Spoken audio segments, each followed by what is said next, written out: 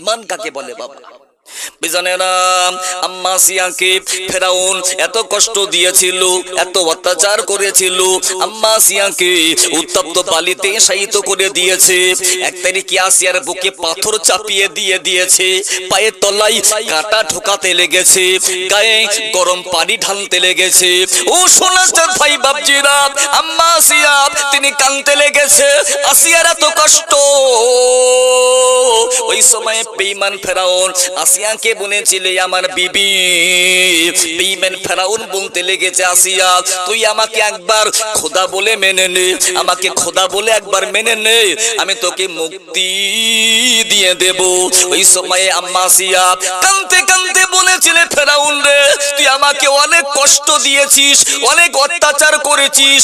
এ ফেরাউন, আমি তোকে স্বামী বলে মানতে পারি, কিন্তু আমি তোকে খোদা বলে মানতে পারি না।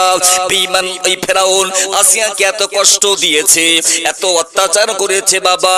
আম্মা আসিয়া দুনিয়া থেকে বিদায় নিয়েছে। ও আমার ভাইজানেরা, কাল কিয়ামতের মাঠে মায়সারে ময়দানে আমার আল্লাহ তাআলা ডাক দিয়ে বলবে, মরিয়ম, ঈমানি পরীক্ষায় তুমি পাস করেছো। এ মা মরিয়ম, এ আসিয়া, আমি আল্লাহ তোমাকে জানিয়ে দিয়েছি, তোমাকে বিনা হিসাবে নাজাত মুক্তি দিয়ে দেব।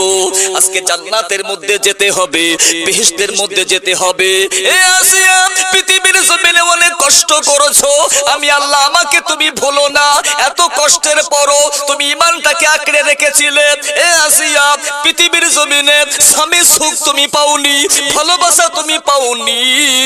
এ আসিয়া, আজকে জান্নাতের মধ্যে, বেহেশতের মধ্যে তুমি আমাকে যে দাবি করবে, আমি তোমার দাবি মেনে নিয়ে নেব।